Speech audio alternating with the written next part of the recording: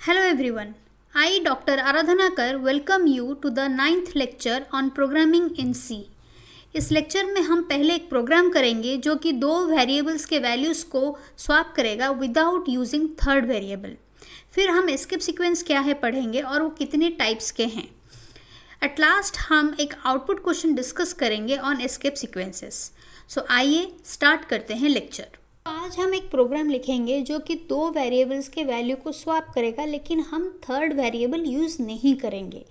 Previously हमने ऐसा ही एक प्रोग्राम किया था, लेकिन वहाँ पर हम स्वैपिंग कर रहे थे थर्ड वेरिएबल यूज़ करके, लेकिन इस प्रोग्राम में हम थर्ड वेरिएबल यूज़ नहीं करेंगे। सो आइए स्टार्ट करते हैं। पहले फाइल बना लेते हैं, उसका नाम देते हैं swap.c। नाउ ये फाइल बन गया। अभी कमेंट्स लिख लेते हैं। Program to swap the values of two variables without using third variable। Next हम क्या करेंगे, हेडर फाइल इंक्लूड करेंगे with the help of hash include. So यहाँ पर हमारा हेडर फाइल क्या है, stdio.h। सो stdio का फुल फॉर्म क्या है, स्टैंडर्ड इनपुट आउटपुट। नेक्स्ट हम मेन फंक्शन लिखेंगे। देन मेन फंक्शन का स्टार्टिंग ब्रेस एंडिंग ब्रेस हो गया। देन हम क्या करेंगे, वेरिएबल्स डिक्लेयर करेंगे। हमें कितने वेरिएबल्स चाहिए, दो वेरिएबल्स। यहाँ पर मैं दो इंटीजर वेरिएबल लूँगी। सो इंटीजर डाटा डिक्लेयर करने के लिए हमें कौन सा कीवर्ड यूज़ करना है, int। उसके बाद मैंने वेरिएबल का नाम लिया, मान लीजिए var1, फिर var2 सेमीकोलन। देन हम यूज़र को एक मैसेज देंगे, enter the values of the variables. Then हम scanf लेंगे to take input from keyboard. As दो वेरिएबल्स का इनपुट एक साथ लेंगे, सो दो फॉर्मेट स्पेसिफाई लिखेंगे। नाउ इंटीजर के लिए फॉर्मेट स्पेसिफायर क्या है, %t। सो दो बार हम %t लिखेंगे। Then comma $var1 $var2। Now इसका मतलब क्या है, पहला जो इनपुट हम लेंगे %t में वो जाके कहाँ स्टोर होगा, var1 को जो मेमोरी दिया गया है वहाँ जाके स्टोर होगा। नाउ var1 को जो मेमोरी दिया गया है उसका मेमोरी एड्रेस हम कैसे ला रहे हैं, $var1 से। सेम थिंग हमारा होगा सेकेंड %t के साथ। जब हम इनपुट देंगे वो जाके कहाँ स्टोर होगा, var2 को जो मेमोरी एलोकेट हुआ है वहाँ जाके स्टोर होगा। उस मेमोरी लोकेशन का एड्रेस में कैसे मिलता है, $var2 लिखने से। नेक्स्ट हम और एक मैसेज देंगे, printf before swapping var1 equal to %t and var2 equal to %t comma var1 comma var2। सो इस स्टेटमेंट से हम क्या करने की कोशिश कर रहे हैं, हम दिखा रहे हैं, एक प्रिंट करवा रहे हैं कि स्वैप होने से पहले var1 में क्या वैल्यू है और var2 में क्या वैल्यू है। ना ये जो पहला %t हमने लिखा है, ना ये जो सब कुछ हमने लिखा है before swapping var1 equal to, यहाँ तक तो जैसा लिखा है वैसा आएगा। ना इस %t में किसका वैल्यू आएगा, ये %t एक इंटीजर वैल्यू एक्सपेक्ट करता है, लेकिन किसका, var1 का। सो कॉमा के बाद जो वेरिएबल लिस्ट है ना, वो उसमें पहले कौन सा आता है, var1। तो पहले %t के लिए var1, सेकेंड %t के लिए var2। जिस ऑर्डर में ये वेरिएबल्स आप देते हैं उसी ऑर्डर में %t की जगह वैल्यूज आएंगे, ठीक है। नेक्स्ट हम क्या करते हैं, स्वैपिंग स्टार्ट करते हैं। So var1 equal to var1 plus var2। देखिए हमें थर्ड वेरिएबल नहीं लेना है, ये याद रखिए। सो इसका लॉजिक देखिए कैसे होता है, without using third variable. var2 equal to var1 minus var2। Then var1 equal to var1 minus var2। ना ये 3 स्टेटमेंट आपकी स्वैपिंग करती है, ठीक है। var1 में var2 का वैल्यू रखती है, var2 में var1 का वैल्यू रखती है। मैं ये समझाऊंगी, आपको एक्सप्लेन करूंगी ये क्या लॉजिक है। पहले हम प्रोग्राम पूरा कर लेते हैं। printf after swapping var1 equal to %t and var2 equal to %t comma var1 comma var2। Same thing यहाँ पर होगा।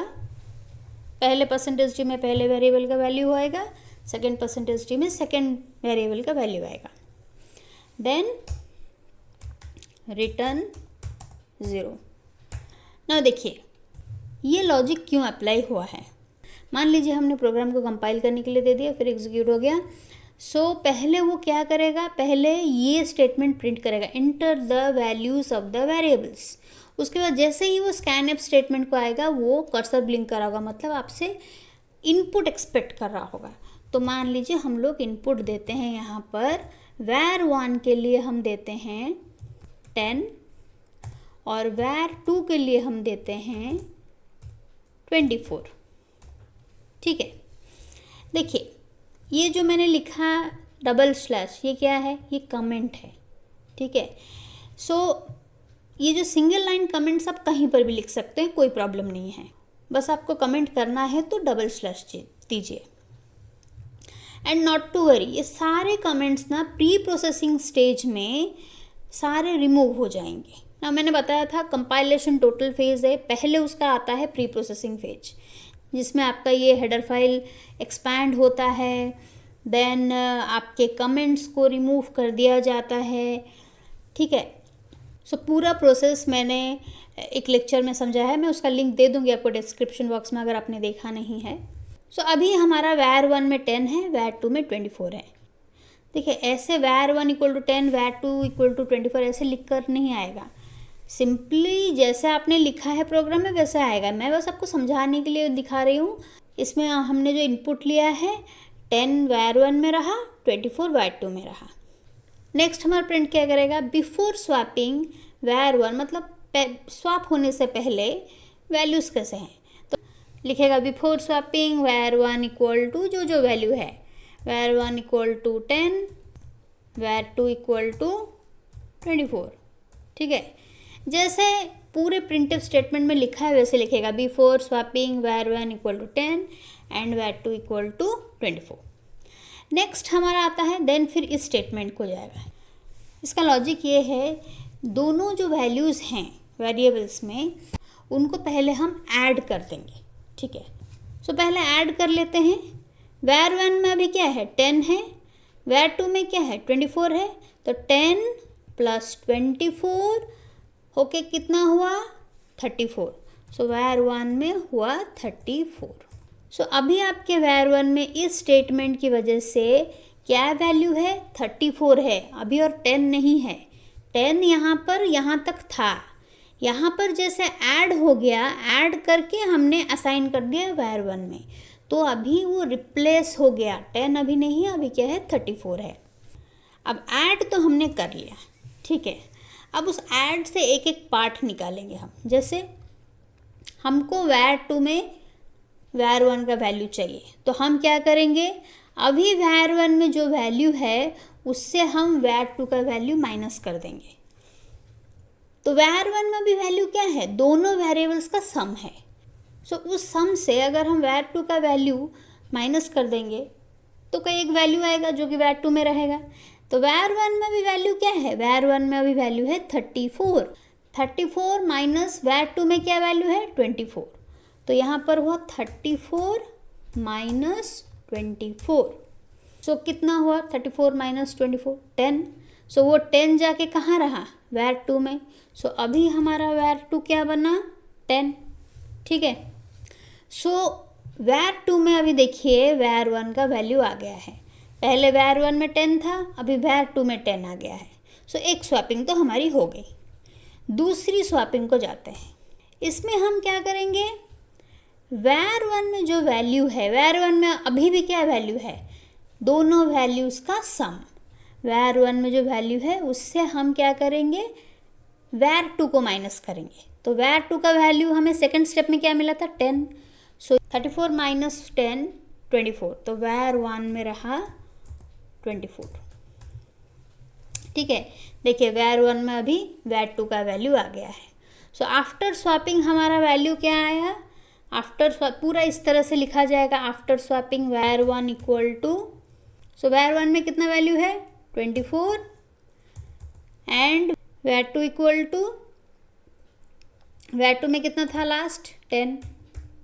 ठीक है, सिर्फ var1 equal to 24, var2 equal to 10 ऐसे प्रिंट नहीं करेगा, total after swapping var1 equal to 24, var2 equal to 10 print करेगा। ठीक है, लेकिन हमने यहाँ पर एक चीज़ छोड़ दिया है, क्या छोड़ दिया है और इसकी वजह से क्या प्रॉब्लम फेस करेंगे। देखिए प्रीवियस जो प्रिंटिव स्टेटमेंट था वो तो यहाँ पर ख़त्म हो जाएगा, फिर हम क्या चाहते हैं, ये वाला जो प्रिंटिव स्टेटमेंट है वो दूसरे लाइन में आए, तो उसके लिए हम क्या करेंगे, हमें स्लैशन देना चाहिए था, हमने छोड़ दिया था। सो अभी हमारा नेक्स्ट लाइन में ये स्टेटमेंट आएगा। सो अभी हम प्रोग्राम को सेव करते हैं एंड रन करते हैं। रन कोड, देखिए मैंने इतना सब कुछ लिखा है, हर लाइन में डबल स्लैश देके कोई एक एरर आया, कुछ भी नहीं आया, बिकॉज ये सब कमेंट्स हैं। सो हमको वो इनपुट मांग रहा है तो हम देते हैं 10 24। ठीक है, मैंने आपको पहले ही बताया है स्कैनएफ में जब इनपुट आप देते हैं, मल्टीपल इनपुट्स अगर हो तो एक इनपुट देने के बाद आपको स्पेस देना होगा, तभी जाके स्कैनएफ को समझ में आएगा कि एक इनपुट ख़त्म, दूसरा इनपुट वो एक्सपेक्ट करेगा। ठीक है, वही मैंने किया है, 10 के बाद मैंने स्पेस दिया है, फिर दूसरा इनपुट दिया है। Now I will press enter. So देखिए before swapping var1 equal to 10, var2 equal to 24, लेकिन after swapping var1 equal to 24, var2 equal to 10। सो हम अगर आप चाहते हैं कि हम फिर से रन करके और कुछ वैल्यूज़ लें, मतलब देखिए यहाँ पर क्या है, var1 से var2 बड़ा है, हम दूसरा केस ट्राई करते हैं जहाँ पर var2 छोटा हो और var1 बड़ा हो, वहाँ पर हो रहा है नहीं। सो रन कोड, सो यहाँ पर लेंगे 56 स्पेस 20 एंटर। सो देखिए बिफोर स्वैपिंग 56, var2 का है 20, आफ्टर स्वैपिंग var1 है 20, var2 है 56। सो ये जो विदाउट यूजिंग थर्ड वेरिएबल ना, ये बहुत इंपॉर्टेंट क्वेश्चन है, क्योंकि थर्ड वेरिएबल यूज़ करके स्वैप करना बहुत ईजी है। सो इस तरह से प्रोग्राम लिखा जाता है जब हम दो वेरिएबल्स का वैल्यू स्वैप कर रहे हों विदाउट यूजिंग थर्ड वेरिएबल। सो अभी हम पढ़ेंगे एस्केप सीक्वेंसेस इन सी। ना अभी जो मैंने प्रोग्राम लिखा था उसमें मैंने स्लैशन यूज़ किया था, राइट। स्लैशन हम क्यों यूज़ करते हैं, क्योंकि हम जब एक स्टेटमेंट को एक नए लाइन में प्रिंट करवाना चाहते हैं तब हम स्लैशन यूज़ करते हैं, राइट। सो सी में बहुत सारे एस्केप सीक्वेंसेस हैं और स्लैशन उनमें से एक है।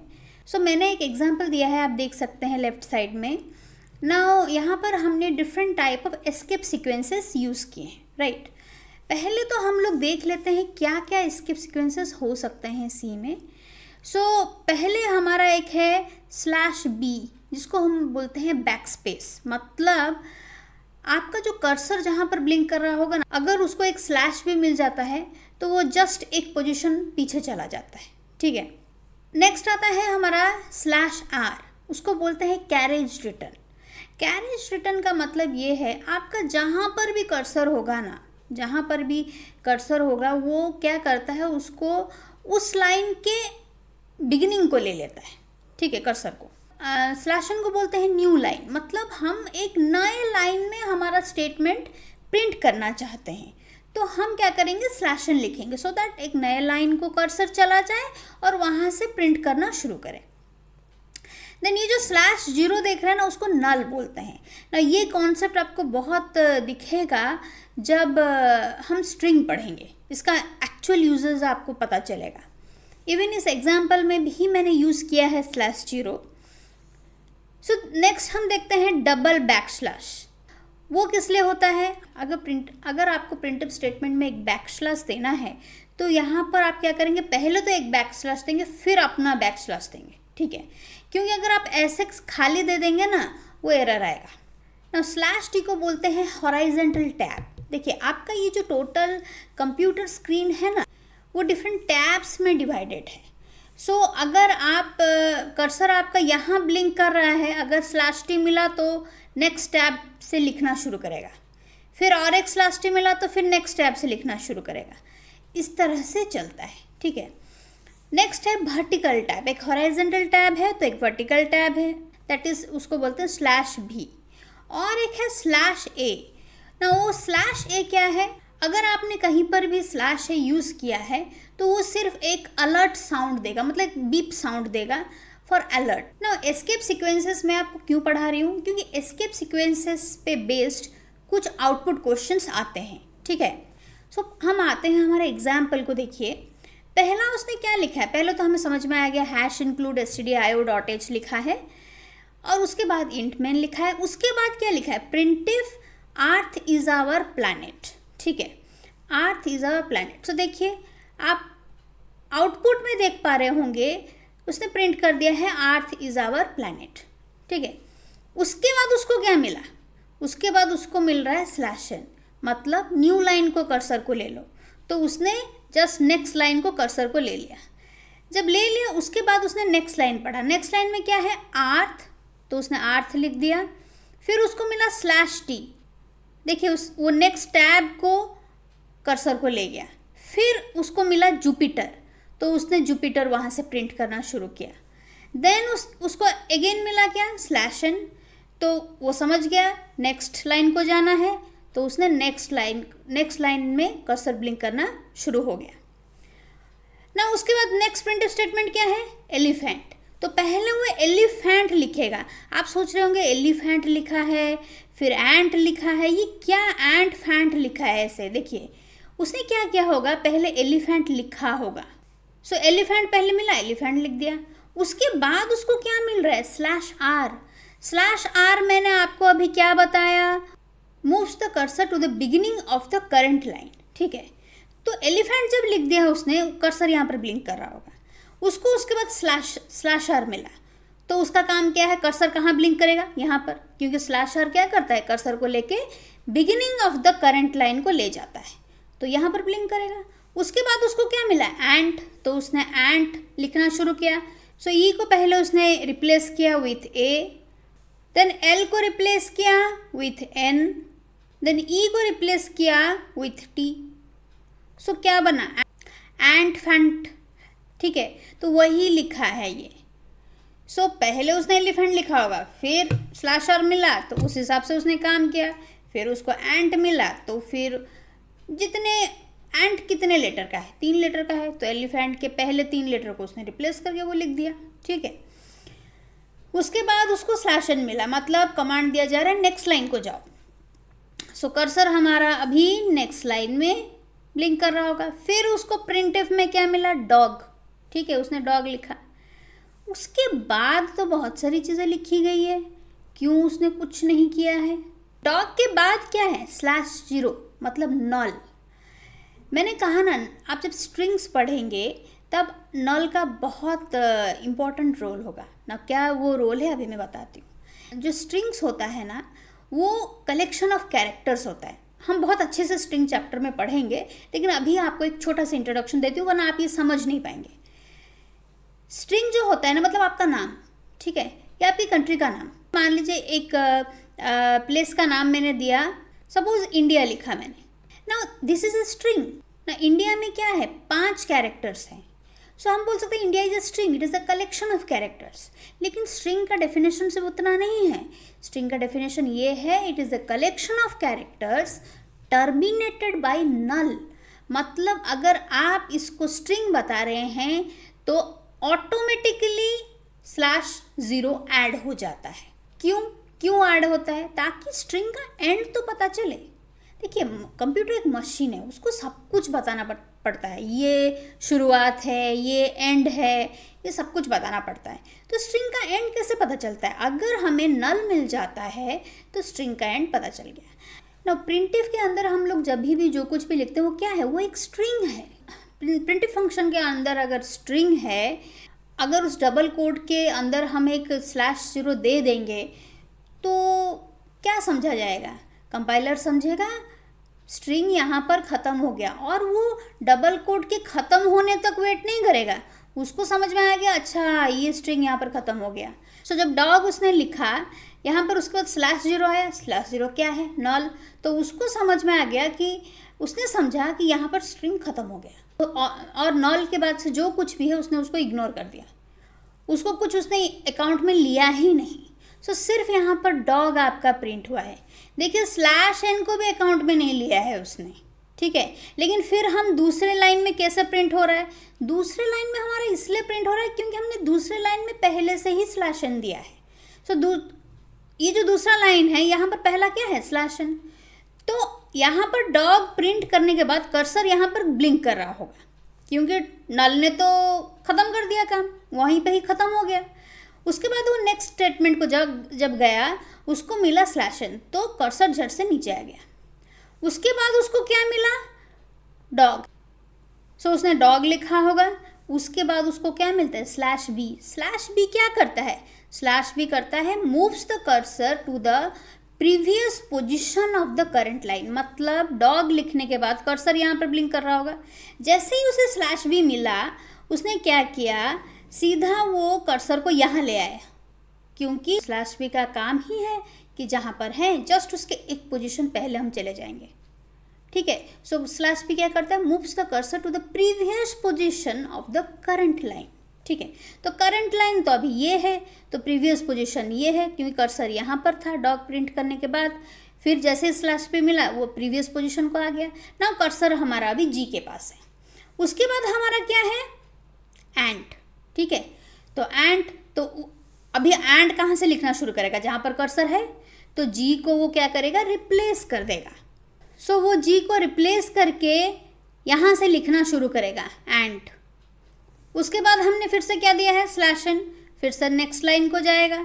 नाउ नेक्स्ट लाइन में हमें क्या? नेक्स्ट लाइन में देखिए आपको क्या मिल रहा है, ये लाइन पूरा खाली है। देखिए तो क्यों खाली है, थोड़ा जानते हैं। देखिए ये लाइन इसलिए खाली है क्योंकि ये लाइन में देखिए इस प्रिंटिफ में क्या होता है, पहले आगे /n आ गया, तो कर्सर अगर यहाँ आया भी होगा, जब फिर से उसको /n मिला होगा, वो कहाँ गया होगा? लास्ट लाइन को गया होगा।